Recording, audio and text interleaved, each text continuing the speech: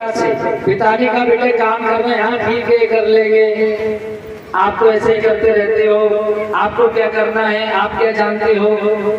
अब तो सब तो डिग्रियां हमारे ही पास हैं, पिता के पास क्या है। तो इस प्रकार का पुत्र होता है वो अधम होता है, नीच होता है। इसलिए हे पिताजी, आपने यदि मुझसे कुछ मांगा है तो मैं सहज आपको देने के लिए तैयार हूँ।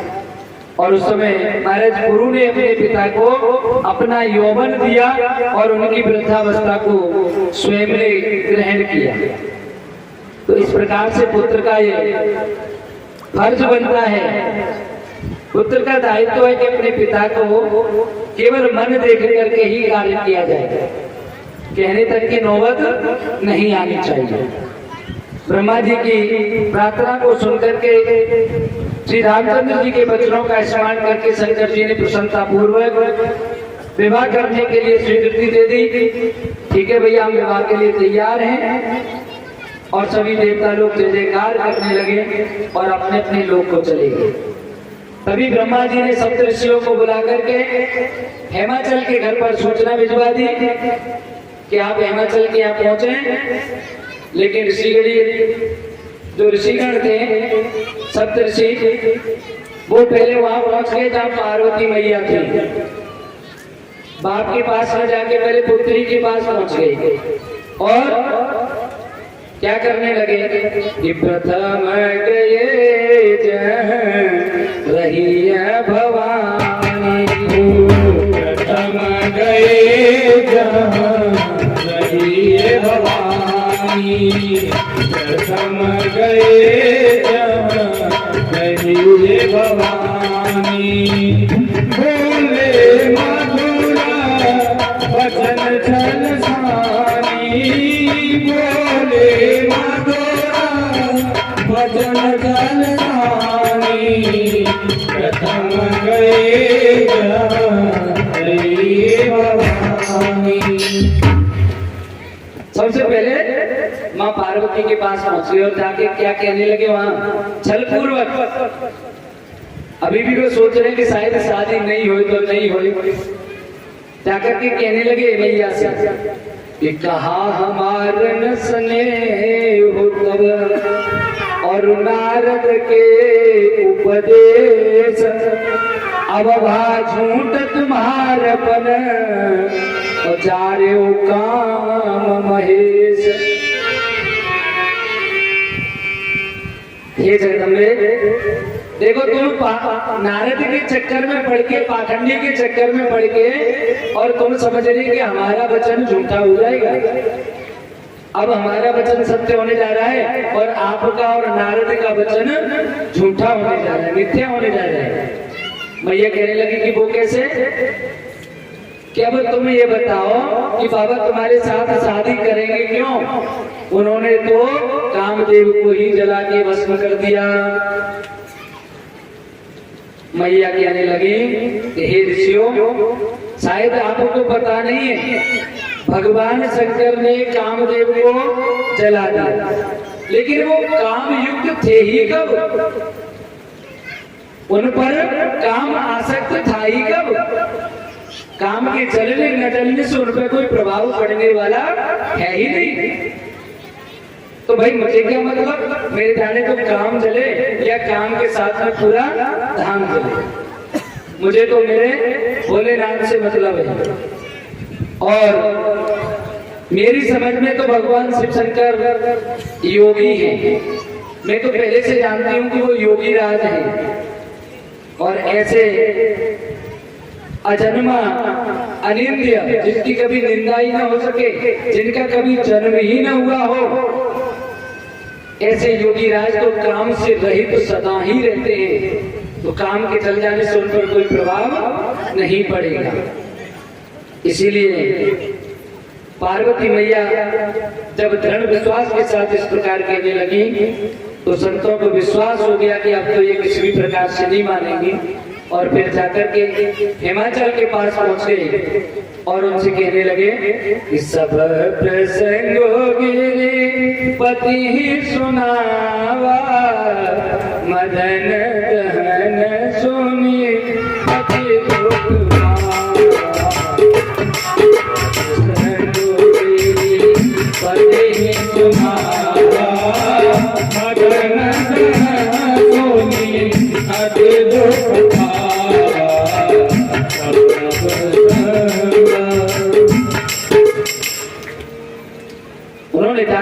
जब सारा प्रसंग सुनाया तो हेमाचल को भी बड़ा दुख हुआ कि कामदेव मेरी बालिका के चक्कर में उसको भी भगवान शंकर ने जला दिया है। लेकिन जब उनको ये पता चला कि रति को वरदान भी दे दिया है तो उनको थोड़ा सा सुख हुआ कि चलो ठीक है, रति तो कम से कम प्रसन्न रहेगी। और उसके बाद सारा वृत्तांत सुनाने के बाद ऋषि मुनियों को बड़ा प्रसन्नता हुई और हृदय विचार सब प्रभुताई और सादर मुनिवर लिए बुलाया। भगवान शंकर की प्रभुता को जानने के बाद हेमाचल ने सभी मुनि को, ऋषि मुनि जितने भी तपस्या कर रहे थे कंदराओं में, गुफाओं में, हिमालय पर्वत पर, उन सबको उन्होंने बुला लिया। और गौर शरीर में गोरे विराजत मोर जटा सिर सोहत जाके और नागन को उपवीत लसे अयोध्या कहे सील भाल में वाके और तान करे पल में पल चारी और तारत अंक लिखे विधना के और शंकर नाम निसंग सदाही और भरोसे रहे निस्वास ताके। ऐसे बोले ना जिनका शरीर गौर वर्ण है, बहुत ही सुंदर शरीर है, और गौरी जी जिनके साथ विराजती हैं और जिनके शीश पर जटा विराजमान है, जटाओं का मोर बना हुआ है, और नाग सर्पों की माला जनेऊ बनकर के जिनके गले में डले हुए हैं, और इनके शीश पर चंद्रमा स्वयं विराजमान है। और दान करे फल में फल चार प्रकार के फल, धर्म अर्थ काम और मोक्ष, ये चारों प्रकार की चीजें तुरंत ही दान में दे देते हैं। और यही भोले बाबा ऐसे हैं जो कि विधेयक ब्रह्मा के लिखे हुए अंकों को भी मिटाने की सामर्थ्य रखते हैं, ऐसे हैं। और ऐसे शंकर का नाम निशंक, जिसको किसी प्रकार की शंका है ही नहीं, ऐसे का नाम। और ऐसे ही भोले बाबा के प्रतिदिन जो शरण में जाता है भोले बाबा निश्चित रूप से उनका भला करते हैं। बोले शंकर शंभु कैलाशपति हर हर महादेव, बोल भोलेनाथ की जय हो।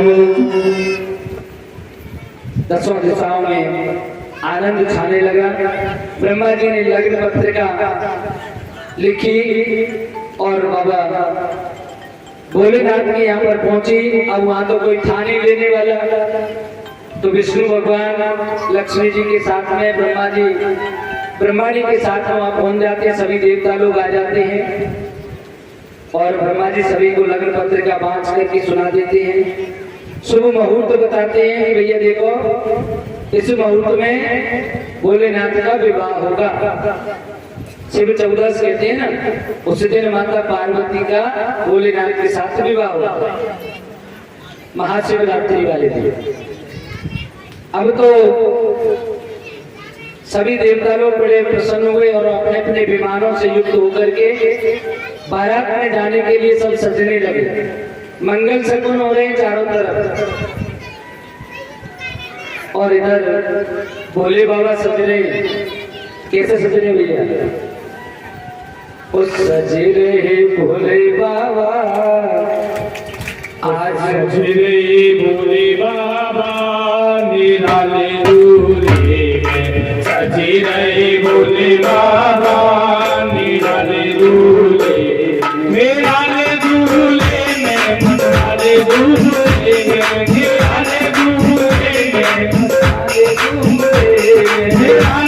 दूल्हे में, निराले दूल्हे में, निराले दूल्हे में, निराले दूल्हे में, सजी रही भोले बाबा निराले दूल्हे में, सजी रही भोले बाबा निराले दूल्हे में, निराले दूल्हे में, निराले दूल्हे में।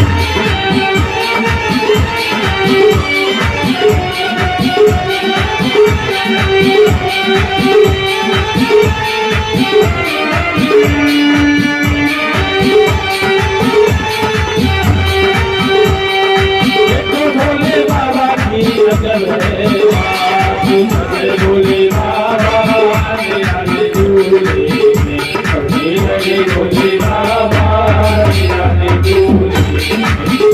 भोले बाबा की नजर है बात, भोले बाबा की नजर है बात, देखो भोले बाबा की नजर है बात, गले गले करके भूलों की बात, गले गले करके भूलों की बात, भोले बाबा मेरा दूल्हे, भोले बाबा मेरा दूल्हे।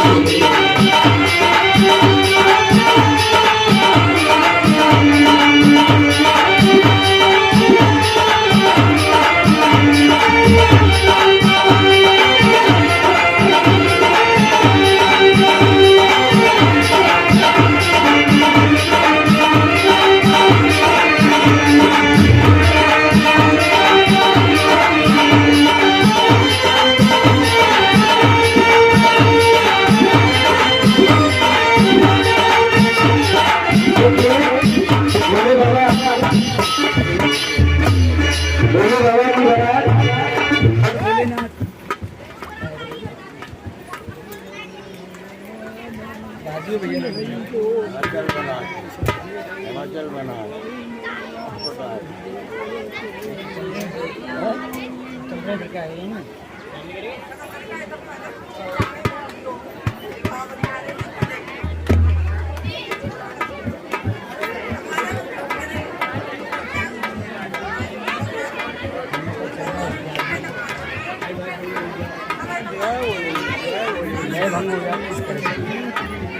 तक आनंद आता है ऐसा जनते उठाइए सजे रहे भोले बाबा।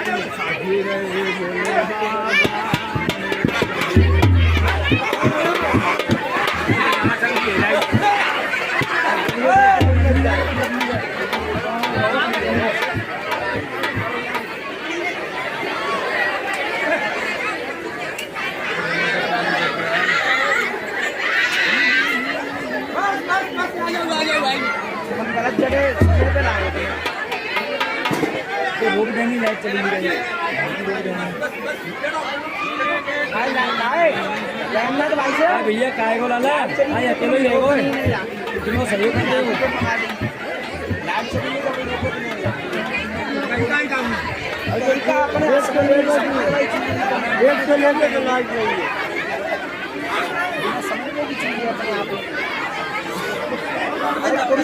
ओ भैया कुर्सी डलवा दूंगा कुर्सी बंदे कभी कम लेंगे बंदे का तो ये बुलवा ही बना लूंगा